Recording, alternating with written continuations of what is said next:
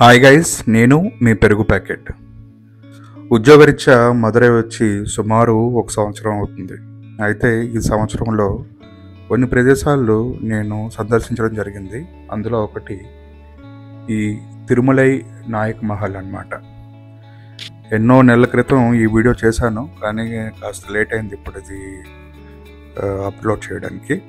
అయితే ఇది మదురై నడిపుడ్లో ఉన్న సిటీ సెంటర్కి దగ్గరలో ఉన్న ప్లేస్లో ఇది నిర్మింపబడింది అనమాట. దీని చరిత్రలోకి చూసుకుంటే సుమారు 1636 సంవత్సరంలో మదురై నాయక్ రాజవంశానికి చెందిన రాజు తిరుమల నాయక్ చేత నిర్మించబడిందని చరిత్రలో రాసుంది. ఇది ద్రావిడ మరియు విదేశీ శైలుల నిర్మాణాన్ని కలిపి గొప్ప నిర్మాణ వైభవాన్ని చాటి చెప్తూ బాగా ప్రసిద్ధి చెందిందనమాట. అంటే ఇప్పుడు మీరు దీన్ని చూస్తున్నారు కదా, దీనికి చాలా ఎత్తైన విశాలమైన పొడవైన భవంతి గల నిర్మాణంలో చేశారనమాట. ఆ పిల్లర్స్ కానీ అవన్నీ చూస్తే మనకి కొలోనియల్ స్టైల్, అంటే యూరోపియన్ స్టైల్ మనకి బాగా కనిపిస్తుంది ఈ ఆర్కిటెక్చర్లో. అయితే 1636 సంవత్సరంలోనే వీళ్ళు ఇలాంటి నిర్మాణాన్ని నెలకొల్పారంటే మరి ఆ కళ, ఆ విద్య ఇక్కడి నుంచి అటు వెళ్ళిందా, అటు నుంచి ఇటు వచ్చిందా అన్నది మనం ఒకసారి గమనించాల్సిన విషయం. ఇదే ప్రదేశంలో రాజావారు నాట్యాన్ని ఎంజాయ్ చేసేవారని చెప్పి ఇక్కడెక్కడో రాసి ఉంది. ఇది చూడండి, స్తంభం బహుశా నాలాంటి వాళ్ళు ఒక ముగ్గురు పట్టుకుంటే అది ఫుల్ సర్కిల్లో కంప్లీట్ అవుతుందేమో.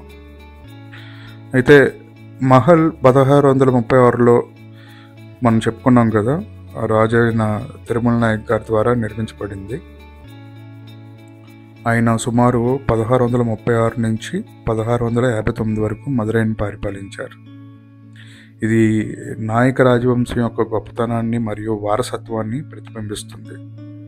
దీన్ని సందర్శించడం ద్వారా మనం వారి వైభవాన్ని కూడా చూడొచ్చు అన్నమాట. ఈ మహల్ ద్రావిడ మరియు విదేశీ నిర్మాణ శైలిలో, అంటే రెండు కలిసిన కాంబినేషన్లో ఉండడం అనేది చాలా అంటే చాలా ఇంట్రెస్టింగ్. ఎందుకంటే మరి ఆ రోజుల్లోనే అంత యాక్యురేట్గా చాలా పద్ధతిగా దీన్ని నిర్మించాలంటే గ్రేట్. అయితే ప్రస్తుతానికి ఇది ఒక మ్యూజియం లాగా, అంటే ఆడిటోరియం లాగా చేశారు. ప్రతి సాయంత్రం ఈ మహల్లోని